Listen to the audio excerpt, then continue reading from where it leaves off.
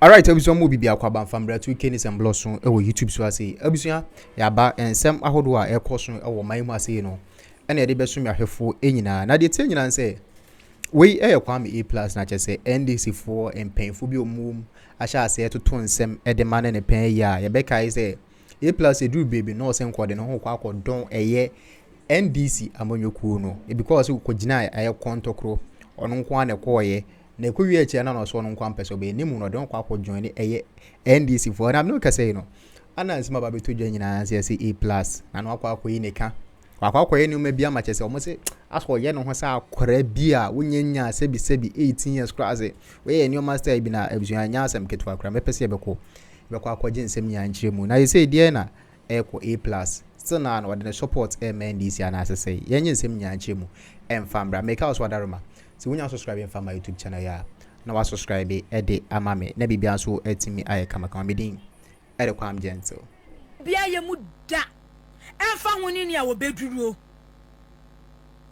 se wasen kwase asem wona adwiri mu a so se atitira asem na kaka bense woni tiri mu a the fact say bia over 20 years no wodi nsem hunu doesn't mean say when you 35 when you 40 years when you 45 years enti no wisdom why ya dey obey apply common sense ni wisdom enti attorney general so when any time e dey ma obi nkwase asem a wote social media so awodi because what was said ya ni asudie Dr. Dominic Ayeni because never be one more what chance na be say ho a obi enu one more oye matured politician matured reasonable politician a obetina social media so aye ne emehunu bi a ensem fata ne oti 18 years na se ne a wote ansa na wote ye titi time wo 18 years no wo ka se ye na aye na o o ba na mo wo ba ya chem so na mo but wo nyini after 30 years iko no wo nyini wanyini ti ne ma bi ho no mo a o fa hu nwura mu biem ene ma bi ho no mo a o fa hu nwura mu biem I wonder say whole constituency be kwa kwato abade ama A+ whole constituency wo be call as an independent candidate eya Igwomua Central na constituency be to abade ama wo na A+ still na wo ye no niema te say do wo 18 years time no wo 18 years de wi anu obo ne bra de wi anu wo ye ne niema a whole constituency Igwomua Central and for what that constituency opinion leaders yeah what that constituency middle class for yeah what that constituency now what that woman no represent one parliament now back to social media so didn't say because still now unye matured send your word ni sanse hu san kwase asem no e wo se wo pra na de to achi unye matured. You are not matured enough to represent, a certain constituency. Because what do you do? Say what do you be? What do you do? Pa, and you may be an hour you would back to a chi. And a constituency can go more central for one more two about the Emma who A+ no. Say we bu one more. On social media soon is Anquasia Semono, Sansem no. Oh, yes, I da. Obi ani me plus the way we ya woniema ba me na I thought say baby a wodru wo politics mu no ne e wodru no me na I thought say bia going forward no wo be bia wo be ye bia wo be show maturity ewom kasa heja etoto yensa e kire ye mensem e kire ye kakambe nsem asin say ye dru asin say we know it all no na me hu say baby a wodru no wodu obuo ne ani de esene fata Ebema the good people of Igwomua Central. But I say no watch that one almost sebi. Oh my mistake. Sana watch the Igwomua Central for say. Oh my mistake, papa. And I don't think so we deserve a second term Igwomua Central. Because me say Igwomua Central and I'm a choma bana me de mawa. Eka that day I didn't know who post to ye.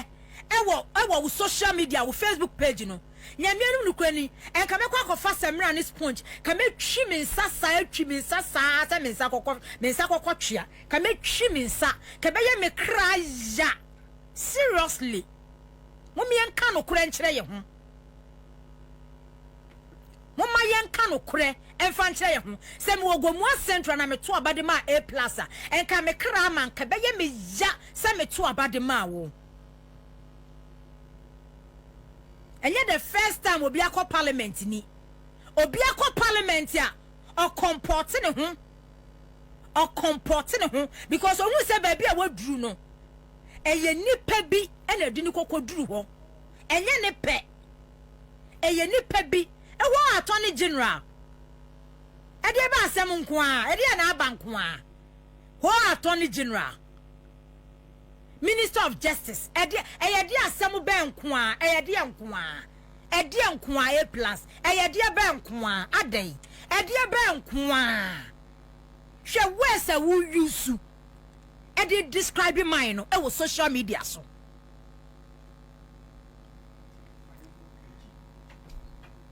okay eye dia nko a eye dia be nko a ede ba asem nko a A+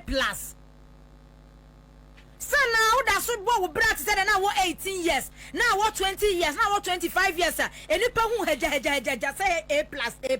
Baby I do the nkwane sa o we ye independent member of parliament and I wo call ye say no NDC no parliament na si won mo no mu independent MPs na mo no mu wo mu enye ma mu free mu entosini we betimi achusu akọ MPP for side they don't care ense sa hwe enfa hwe ma eye favor kwa na omo ye mo na omo agye mo edu maka wo mo ho first na bia numbers omo wo parliament ntino omo hwe say independent MPs eba be ka wo mo no se no San 9th parliament we say no we independent MP na wo parliament one mo na sa wo do ho akwa bata NDC majority caucus that doesn't mean say wo free mo e beto sini they don't need you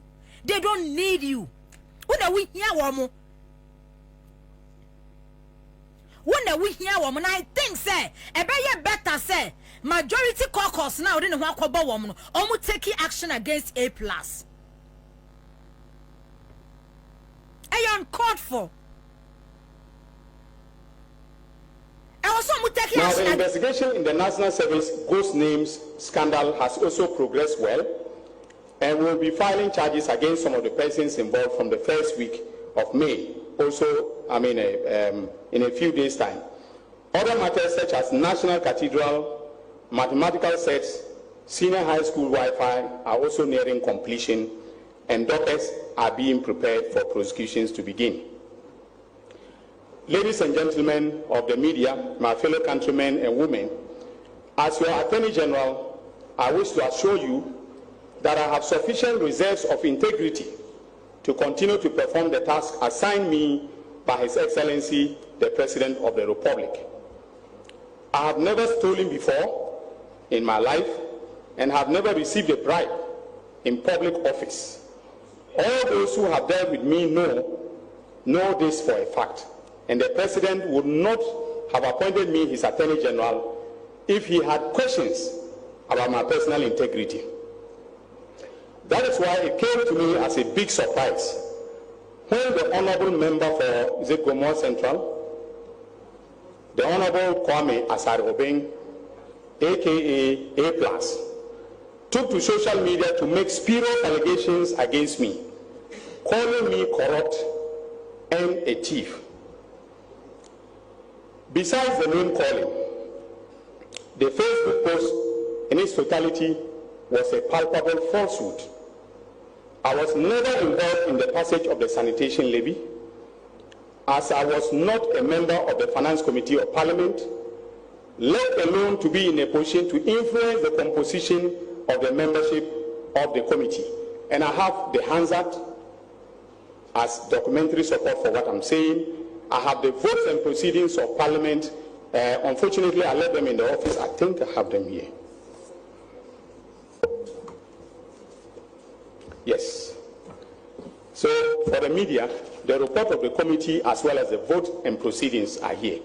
If you want to do some research on the matter that he alleged that I was involved and I channeled, I made sure that the membership of the committee was, changed, and then the monies from the sanitation levy were channeled to my friend, and so on and so forth.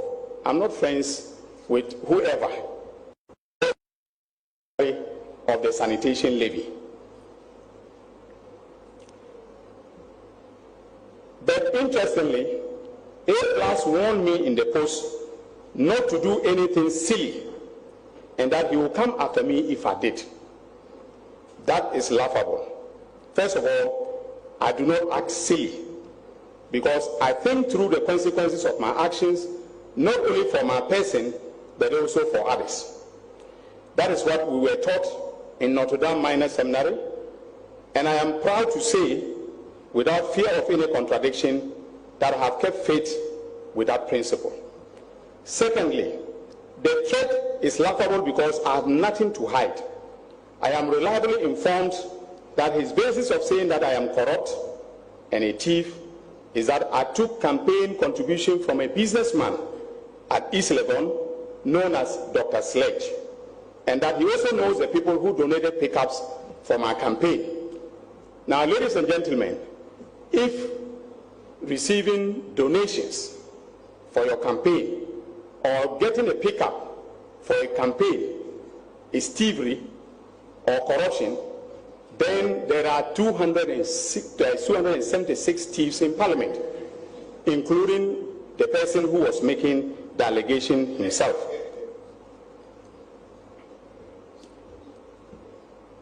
So, ladies and gentlemen, if A+ has any evidence of corruption or thievery against me, I am challenging him today to call a press conference and present the evidence or present it to the police to investigate me.